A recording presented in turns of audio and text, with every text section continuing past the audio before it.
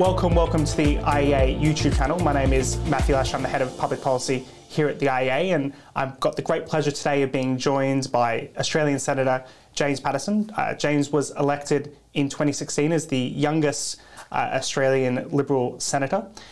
He is currently the chair of the Joint Parliamentary Committee on Security and Intelligence, as well as on the Senate Scrutiny Committee about COVID.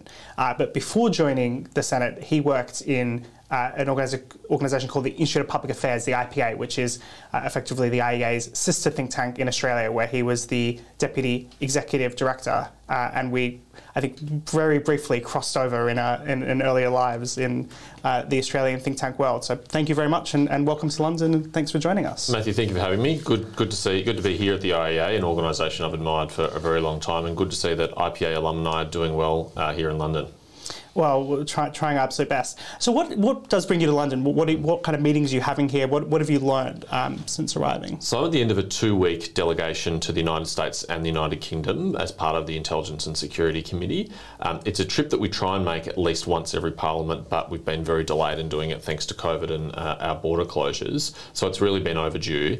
We've been meeting with our counterparts in the Commons and the Congress, as well as being briefed by the intelligence agencies of the UK and the US, and meeting policy officials in the governments or administrations of both countries to make sure that we are really well aligned on the national security challenges that we face, particularly in the international geopolitical environment which we're in. I mean, our Prime Minister has called it the most dangerous and uncertain time since the 1930s, and unfortunately, recent events, I think, have confirmed those fears.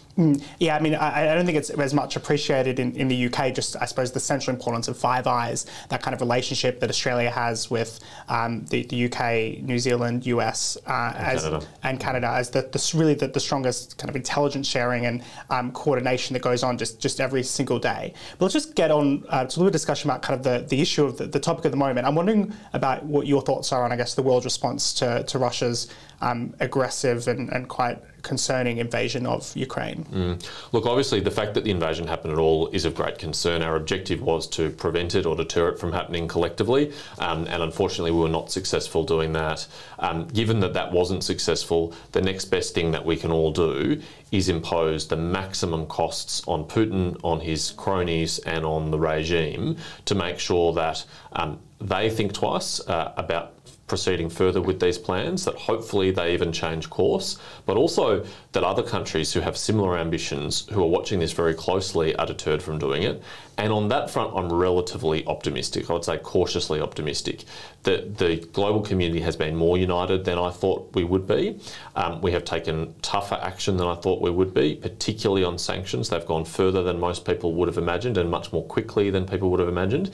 And we transitioned very quickly from non-lethal medical aid to providing really potent capability to the Ukrainian army so that they can really hit back and raise the costs for Russia of this invasion. And I think that has been encouraging. Yeah, I don't think there's much real opposition to the notion of particularly providing humanitarian support. Even, I think, military support is quite well justified. Something that we've been thinking about the IEA a bit is just I suppose, the effectiveness of sanctions. They have, as I'm sure you very well know, it's a very mixed record. We've had sanctions on Cuba and North Korea for a long time. You could say potentially sanctions are effectively disassociated from the Russian economy, did contribute to the fall of the Soviet Union.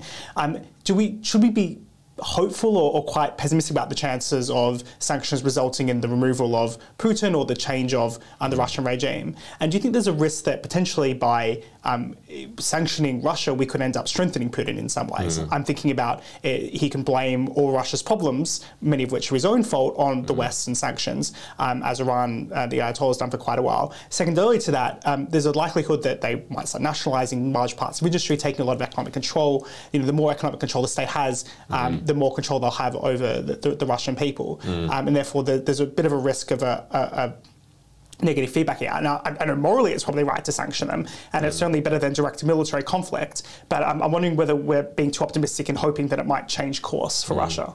Yeah, look, there's a couple of different threads to pick up there. First of all, I think it's important to recognise that these sanctions really are different from the normal sort of sanctions we have put on other rogue nations in the past. I mean, essentially what has happened is Russia has been removed from the international economic system, particularly by the removal of Russian banks from the SWIFT system, which prevents them from effectively transacting money internationally, and with the sanctions that have been put on the Russian central bank to prevent it from converting its currency reserves into foreign currency.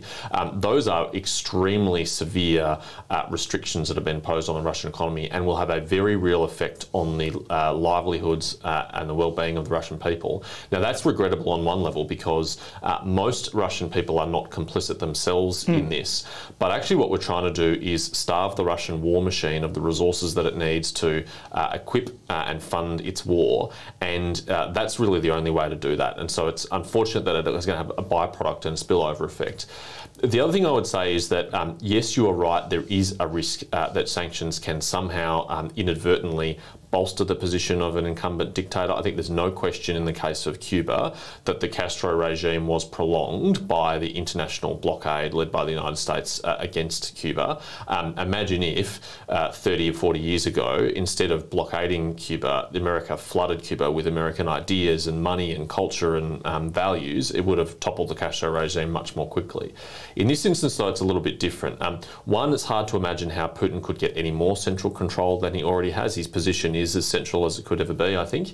And really, although the Russian economy is a state capitalist economy and there is some elements of free market, really the oligarchs in Russia are really part of the state. They're not thought of technically as part of the state, but essentially they hold their assets on trust for Vladimir Putin. Really, they are his assets, and they only have them by virtue of the power that he grants them. And so we're certainly not consolidating or nationalising industry in Russia by doing this. It already has been. I think, yeah, as well, the interesting point, thinking historically here, is one of the key theories about why did Russia ultimately, and let's just say the Soviet Union, lose the Cold War, and it was partly because Reagan put so much pressure onto them. You know, if people talk a lot about Star Wars, this idea of, shooting down rockets, something that's never quite really been achieved. But by announcing this policy, by increasing defence spending, it put all this immense pressure onto Russia that meant they couldn't afford to keep up with the West, and ultimately contributed quite substantially to collapse. But I think potentially that's going to be quite a long-term element of it. Another part, though, that's kind of interesting to me in terms of the West's response to this is the extent to which we're sanctioning individuals, some of whom, particularly there's been this debate in the UK, we've just sanctioned the owner of Chelsea Football Club, and because of his, I suppose, historical connections to Putin and a concern about the wealth was gotten inappropriately. But on top of that, we're seeing some kind of signs of a bit of a kind of a cultural boycott or a bit of a cancellation of Russia. I think the Carter Philharmonic pulling Tchaikovsky concert, the Italian university at least temporarily stopping a course on Dostoevsky. We're seeing what might be justifiable, I suppose, hatred and disgust of the Russian regime in certain instances becoming this opposition to all things Russian and all things the Russian people. And I wonder the extent to which we're going to lose track of the fact that the Russian people are not our enemy. They're just as much victims as the Ukrainian people, almost as much as Ukrainian people, in respect to having to live under the Putin regime and effectively have much of their value and wealth as a country stolen from them by Putin and the oligarchs. Is there a sense in which we need to, I suppose, and this is probably going to be kind of important coming on to our next discussion about China, make a separation between the Russian people and the Russian government? Yeah, I think it's a really good point, Matthew. I mean, I very strongly support the sanctions, particularly those on the kleptocrats. I mean, that is just absolutely essential. And I think it's actually been quite good, generally speaking, the way in which Western companies in particular have gone along with, or in some cases ahead of, the sanctions to kind of protect both themselves from legal risk, but also reputational risk. I think the way in which BP and Shell, for example, are getting out of Russia, I think it's a very good thing, because we know that the oil and gas industry is essentially what funds the Putin regime, and Western companies shouldn't be complicit in funding a regime that's invading and slaughtering its neighbours with no justification. But I also agree with you that there's a risk that this goes too far, and I think it's absurd that we are counselling the playing of music of composers who've died hundreds of years ago, who cannot be in any way morally culpable for what Vladimir Putin is doing. doing. And there have been some reports of backlash against Russian citizens or ethnically Russian people elsewhere in the Western world. For example, I've read about in New York City, Russian restaurants have been bombed online with negative reviews, attacking them. Now, many of these people are outspoken in their opposition to the war. Many of them left Russia because they didn't want to be complicit in the Putin regime or the Soviet Union before that. They should not be held morally accountable just because of their ethnicity. And you're right to point the link here to China. I don't want the Chinese diaspora in Australia to be held morally culpable for the sins of the Chinese Communist Party. They have no say in who runs China. Even the people in China have no say in who runs China, but particularly people who've left to come to find freedom and prosperity in the West do not deserve to be singled out and punished like that. And we do need to be really, really careful about that. Yeah, I think it's also over the coming years about thinking about the extent of, I suppose, cultural exchanges and sporting exchanges. And there was a similar debate going on with the Soviet Union, the extent to which you should completely reject any Russian being able to, I suppose, come to the US or come to the West, cancel their visas. But alternatively to that, some people now suspect a contributing factor to the fall of the Soviet Union was the fact that all these kind of Russian elites or some ordinary Russian people got to see what the rest of the world was like. And therefore those kind of exchanges are extremely important. But just moving on, the Australian Prime Minister Scott Morrison gave a quite interesting speech recently about linking, I suppose, China and Russia, and it got a lot of coverage in the UK in the media. And I very notably, Scott Morrison criticised China for not properly condemning Russia's activities. Since then, China has, at the very least, started calling the conflict a war, and there's reports that they're holding back aviation supplies. How do you think that, I suppose, where a lot of your interest has been, the kind of Russia-China axis works? It doesn't seem like the extent to which China isn't really on board with this conflict. They abstained in the UN. They haven't given their forthright support, although nor have they condemned Russia in the same way. How do you think that's working out? Look, I think it's very important that we hold China accountable here to its own words and its own commitments. It says that one of the key principles that it seeks to uphold in the international order is territorial integrity and sovereignty of nations. And yet, when its very close ally, Russia, has invaded its neighbour with no pretext or justification at all, it has been noticeably silent and in some cases has been amplifying Russian disinformation. For example, the argument about American biolabs in Ukraine, which is a totally false story put out there by Russians, that has been amplified in Chinese state media and including by Ministry of Foreign Affairs spokesman of the Chinese government. So I think we really need to hold them to account to that. I think it is increasingly clear, though, that China is becoming uncomfortable, at least publicly, about the pressure that's being put on them, and all the more reason we should continue to and ratchet up that pressure, because what we want to see is not just them rhetorically distancing themselves from Russia, but actually taking concrete steps to join us in imposing costs with Russia, rather than what they have appeared to have been doing up until now, which is to help Russia evade the consequences of sanctions. When Visa and MasterCard pulled out of Russia, for example, a Chinese operator moved in. China has said it's going to buy wheat and oil and gas from Russia. And China should not be able to escape responsibility here. I mean, it was at the Olympics that Putin and Xi released their joint statement that said that they had a relationship with no limits. And there has been public media reporting that the US intelligence community gave intelligence to China to tell them what the Americans thought Russia was doing, and that was immediately passed on to the Russians. It's also been publicly reported that President Xi asked President Putin to wait until after the Olympics to do the Ukraine invasion. So it's very important they are held to account for this. Yeah, I think it's a fascinating relationship to watch in the sense that although they're kind of allies in evil and I suppose authoritarian regimes, at the same time their interests are not necessarily aligned in the respect that they have a massive border. There's a huge risk for Russia that China could seek kind of an expansionism northwards, and I think there's a lot of Chinese people who have moved into Russia. So there could even be a basis on which China says, well, we need to protect the Chinese people in Russia, and therefore we're going to intervene in the way Russia's claiming the same in Ukraine. So I think that's going to be something quite interesting. The extent to which I suppose we can pull those two axes apart and bring them kind of both to something a little bit better. But I suppose just thinking more broadly about China and what really has been a lot of your focus in recent years, which is Australia's relationship with China. I wonder if you can go through where you think over the last couple of decades how the relationship has transformed, because I think particularly in the Howard years in the 2000s it was a very positive relationship with China. Obviously Australia, as you've already alluded to, has a huge number of Chinese immigrants who moved the country, massively increasing trade relationship, huge amounts of exports of key minerals that's really clearly boosted the Australian economy, be it iron ore or coal or wine or whatever else it may be. How did that really go from that very kind of strong, positive trading relationship to what now seems to be quite a tense and confrontational relationship between Australia and China? Well, look, certainly post the Deng Xiaoping era of opening China up to the world, Australia and China have had a very lucrative transactional economic relationship. As China has lifted its people out of poverty, hundreds of millions of people, no doubt a very positive thing, Australia has helped assist that process by supplying some of the raw materials, the food that have fed and clothed and helped build Chinese cities. Coal and iron ore in particular have been vital inputs to China's rise. And I think most Australians would have been content for that transactional economic relationship to continue because it was mutually beneficial. There was no question about that.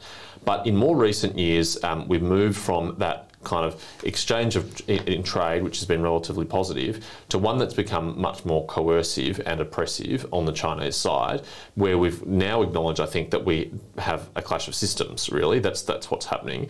And fundamentally, the Chinese government believes that because it is a very large country and we are a very small country, and because we are in its region and what it sees as its sphere of influence, that we should be subservient to their wishes. And the best evidence of this is the list of 14 demands that the Chinese embassy handed to an Australian journalist at the end of 2020, which all go to things, what they say is the issues in our relationship, but all go to issues of core sovereignty of Australia. Essentially, China believes it can dictate to us our domestic public policy settings, including the free press criticism of China's human rights record, members of parliament criticising China's human rights record, our decision to review foreign investment proposals from China and cancel or reject some of them, our passage of foreign influence transparency laws, which require that you have to be open and transparent and not covert if you're trying to influence public debate in Australia. I mean, all these things are things that no Australian government, left or right, Labor or Liberal, could ever concede on, and yet China has explicitly said that if we want to return to the economic relationship we used to have, if we want them to remove those measures of economic coercion, we have to comply with these demands. So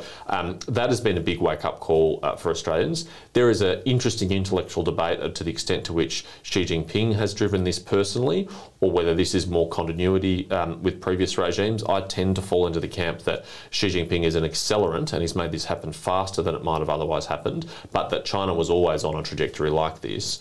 Andrew Shearer, the Director of Intelligence in Australia, gave some comments this week at a business summit where he said our assessment, which is the same as the United States assessment, is that China is seeking regional hegemony only as a base camp or a way station to ultimately seek global dominance, and it believes its system of government is superior to the United States and it should supplant the United States as the dominant world power. And if that were to happen, certainly if the character of the Chinese regime to remain the same as it is, that would be a fundamentally negative thing for all of us. I think there's this interesting debate that particularly I was quite aware of in Australia in the 2000s, I guess the early 2010s, about people who might have a different opinion to you would say Australia's approach to China has been too aggressive. We shouldn't be sucking up to the Americans, the British. We're an Asian country, or at least in the Asia-Pacific region. Really, our future is with China. And we should be actually accepting that in a way that China's rise, we can benefit from it economically. We don't want to fight with it and have a military conflict with it. Therefore, we should basically just effectively let the Chinese get away with what they like. I don't think that's really a prominent position in Australian politics anymore. If you look at the Public Opinion Survey, something like the Lowy Institute does a regular survey about attitudes to China, it's very much dived. I think a real turning point, although interesting enough, Australia's response to China and some of the foreign policy foreign interference laws came before COVID, when Australia did this demand to the World Health Organization saying there should be an investigation into the origins. China's response was just so overwhelmingly aggressively negative with tariffs and other interventions. Has the notion that Australia should, I suppose, make peace with the rise of China, has that disappeared from Australian politics? Look, not entirely, but it has shifted radically. That opinion was probably mainstream business community opinion in Australia for a long time, and it does have some prominent advocates still. People like Paul Keating advocate that line. But I think most Australians have come to realise that even if we wanted to go down that pathway, to do so would require us to really abandon our values. We would have to ignore what's happening to the Uyghurs in Xinjiang. We'd have to ignore what's been happening in Tibet. We'd have to be comfortable with what happened in Hong Kong. We'd have to be relaxed about what's happening in the South China Sea. And we'd have to tolerate massive interference in our own democracy, whether that's students on campus, political donations and corruption, overt influence. I mean, it really would fundamentally change the character and nature of Australia. And happily, most Australians are not up for that. They want us to stand up for our values and stand up for our sovereignty. And they recognise that really the only way we can do that is with partners and friends. And that's why AUKUS is such a transformational arrangement for Australia. It's not only a very strong and positive signal to China that we are very serious about standing up for ourselves and that we have good friends and allies to do it, but it's also going to provide us actually the capability we need, the very potent capability we need to secure our own sovereignty and values and interests, but also to support the sovereignty of all states in the region who want to be able to determine their own future as well. Yeah, and AUKUS being the special security relationship between Australia, US and the UK that includes providing Australia with the ability to build nuclear submarines, which is quite extraordinary for considering Australia has no nuclear energy, has no nuclear industry. The fact that even the Labor Party in Australia, who's traditionally been very anti-nuclear, is now accepting the deal and the notion that Australia should have nuclear submarines, or at least they are for now. Just kind of thinking here at the IAEA, what we've been trying to, I suppose, develop and think about quite a lot is our kind of philosophical support for free trade and the way in which makes us prosperous and successful and all the great things that come from that, as well as at the same time thinking about the extent to which trading with a nation like China kind of creates, I suppose, weaknesses and issues. And I'm wondering, kind of someone who comes from a very free market background before your time in Parliament in security and defence, what you think of, I suppose, Australia's trading relationship with China. I suppose there are some who would say, let's decouple completely from China, we should just stop doing anything with them. And I think that's particularly realistic as a short-term prospect in any case. At the other extreme, there's some people who say, obviously, let's continue trading, don't worry about anything else. Well, to what extent should we be thinking about our trade with a country like China? And this is a big issue in the UK as well, where over the last decade, we went from David Cameron and the golden handshake and this idea of welcoming Chinese trade to now there's the same kind of concerns Australia has, which is if we become too interdependent on China, what does that mean for our security interests? Look, China is our biggest trading partner by far, and even in this period of economic coercion and tariffs and sanctions that they've imposed upon us, they're still going to be our largest trading partner for some time. But I think there's a greater appreciation within the Australian political system that, particularly for the things that we need in a time of crisis, particularly for critical supplies, we need to be able to rely on trusted supply chains to do that. And that's why I'm so pleased to see us really deepening our traditional friendships and alliances through the UK, for example, with our free trade agreement. But we're also negotiating free trade agreements right now with India, with the European Union and others. We need to be able to know that we've got allies and trading partners we can rely on who will never try and economically coerce us or use it as a tool of leverage. One of the things I'm disappointed about in the last decade or so is I think everyone hoped that increasing economic engagement and trade with China would help liberalise China, but it has only got more authoritarian and more coercive both domestically at home and in its own region as it has become more prosperous and as it has traded more internationally. But interestingly, Xi Jinping now has an explicit strategy which he calls dual circulation strategy, which is basically aiming for a state of autarky, which is China could be completely self-reliant. So really the only actor in the system who's driving that decoupling now is China. And they've gone about it in a fairly underhanded and nefarious way. They've had a very aggressive campaign and structured and centralised campaign of intellectual property theft, where they have gone around and identified the key technologies that they don't have, that they think they need. They've stolen the intellectual property, particularly from the West, and they are now recreating those technologies and those industries within their country. They've also used foreign investment very strategically to try and acquire intellectual property and acquire control of particularly sensitive or critical industries, and they've invested very heavily in industry that they think are going to have a huge impact on the future, like artificial intelligence and quantum technology. And the advantage they have is they don't have any of the kind of ethical or legal constraints that we impose on ourselves with those technologies. So it is a very different kettle of fish to most of our other international trade. there's virtually no other trading partner that resembles China in that way, in being so large and being so authoritarian and so willing to use that economic leverage over us. So I think we have to be realistic about that. And really the most stunning revelation for Australians over the last decade has been the way in which our free trade agreement, which we only signed in 2014 and only came into force in 2015, has gone downhill so quickly. And what we've come to realise in Australia is we felt bound by the obligations that we entered into under CHAFTA, but the Chinese government doesn't feel bound by them at all and doesn't feel any obligation to uphold those rules, just as it doesn't feel bound by World Trade Organization rules, which they were admitted to in the early 2000s. Of course, they don't feel particularly bound by the agreements they made about Hong Kong, yes, about the general agreements to support human rights and much more. But I'm kind of interested in what that practically means. Like, would you be an advocate of banning certain trade with China of let's say strategic, or let's say a list of strategic goods? Would you be a fan of putting big tariffs on Chinese goods? Like, what does that? What do you think that practically means? Look, the good thing is that the Australian corporate sector, in response to this economic coercion, is moving ahead of where government policy is and may now not need to be because of the corporate sector, because they're just looking to reduce the risk. They've come to realise that risk with a partner with the geopolitical system that it has is a financial risk, if nothing else, and that they need to diversify themselves. I mean, you only need to go and talk to the wine industry or the beef industry or any others who really realise that. They are looking to diversify their international markets.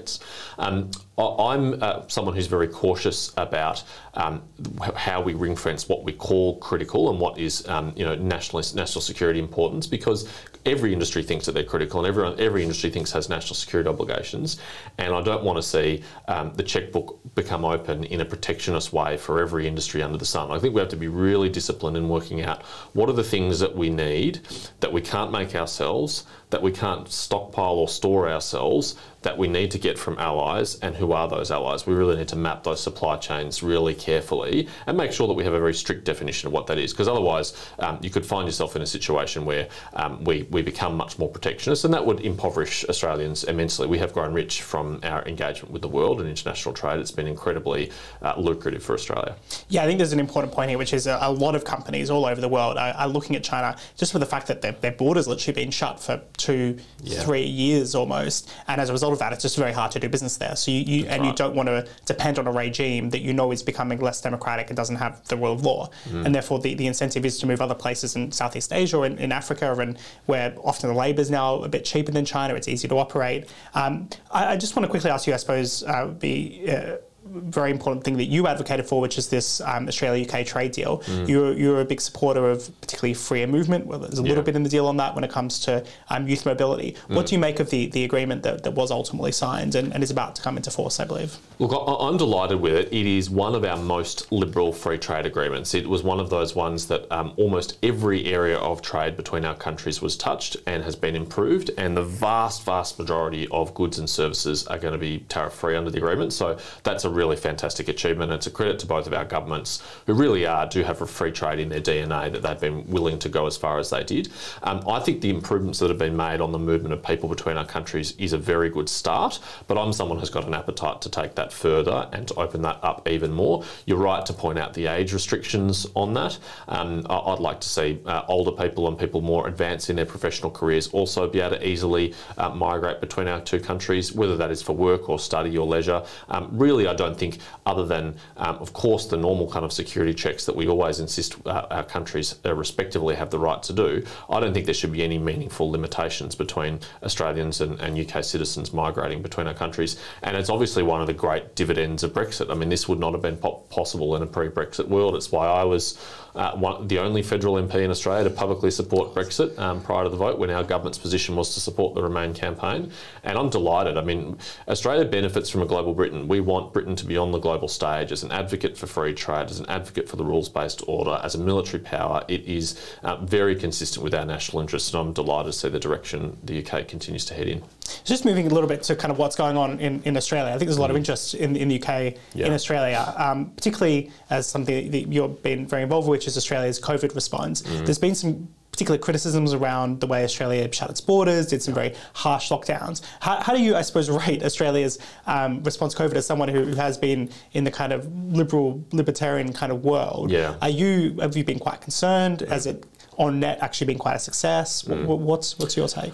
Look, I have a mixed review of Australia's performance. There are many things that happened that I am very uncomfortable with and that I hope never happen again. They were particularly imposed by state governments, and particularly in my home state of Victoria, where a curfew was imposed on citizens, where we were limited from going no more than 5 kilometres from our homes, where we had to put a mask on to take the rubbish bin out the front of our house, even if it was at 9 o'clock at night and we encountered no other people. I mean, those are the kind of restrictions on liberty that if you had have told me we would have had them 5 years ago, I would have thought you were mad, and yet that's what's happened.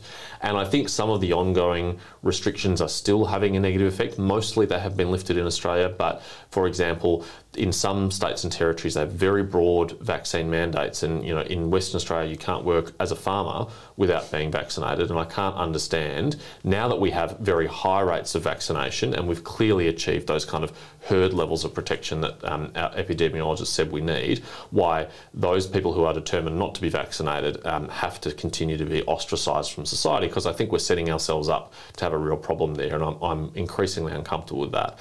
Although I was very supportive of vaccination, I'm fully vaccinated myself, I encourage everyone to be. I recognise there are people who have a different view, and I don't think we can permanently exclude them from society. I think that's very dangerous.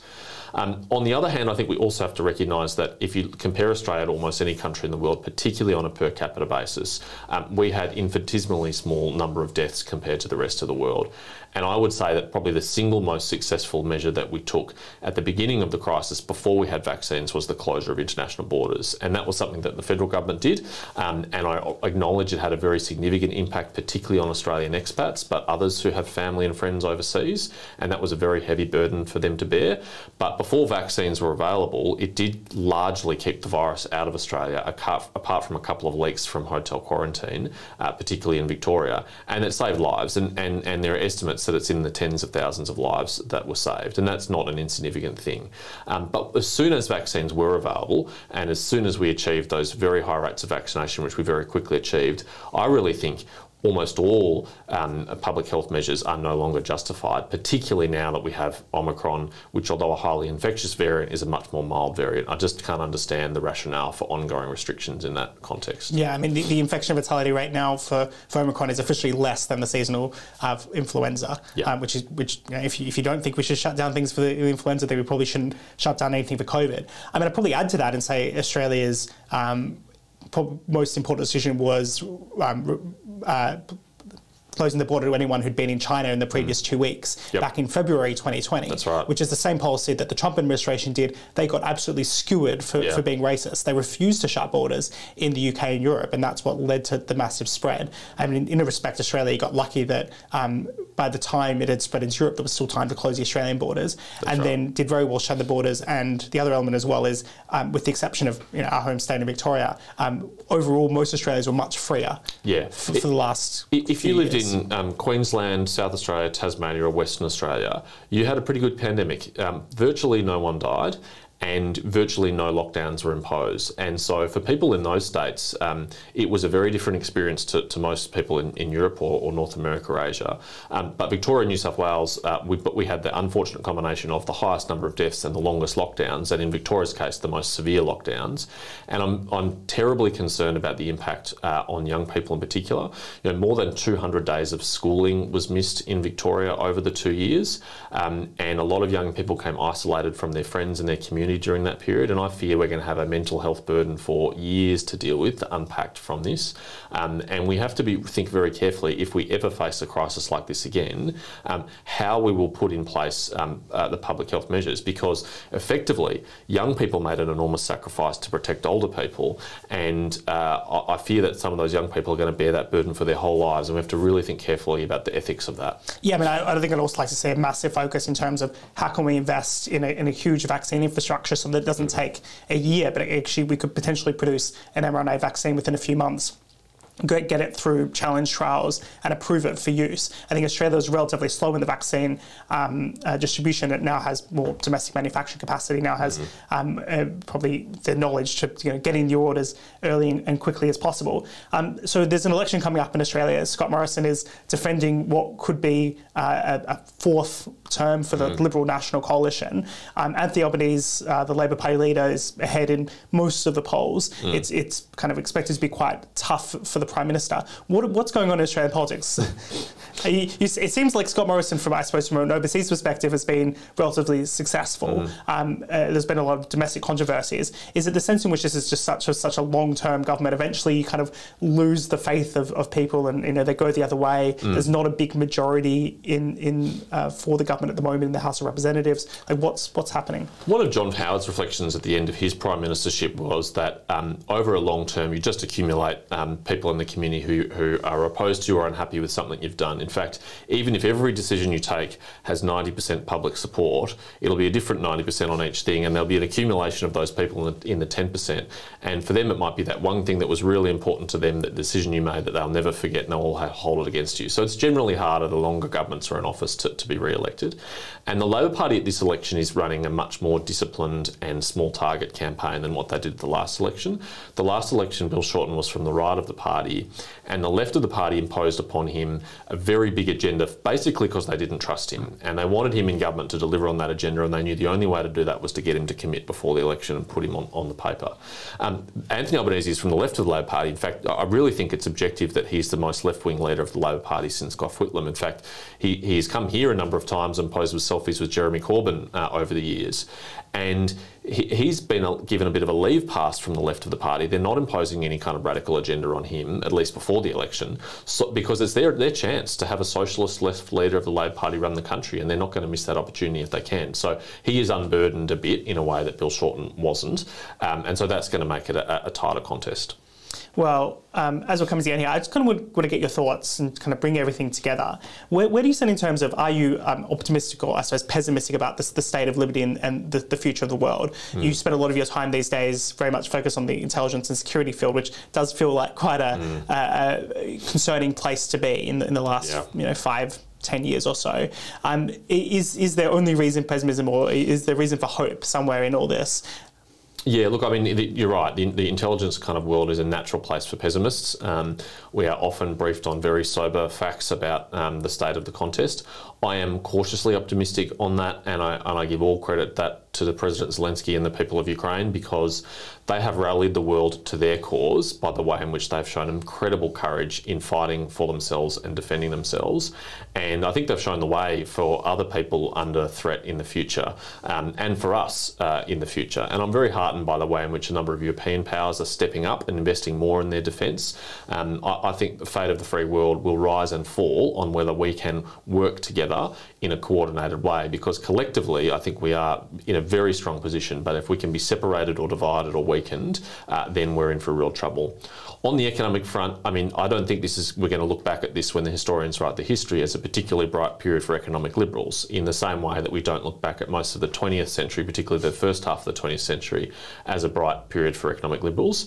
And that's why it's so important to have voices like the IEA. I mean, if we didn't have Hayek and Friedman keeping the torch of liberty alive for the 20th century, then we never would have had the Reagan Revolution or the Thatcher Revolution, and think tanks like the IEA played a really important role in that, as the IPA did in Australia. So all I can say is to you and all your supporters is keep the faith, keep that flame alive, because we're going to need you. There'll be a time when we turn to you and look for your advice on economic reform to get us out of this era of much more kind of restrictive economic policy.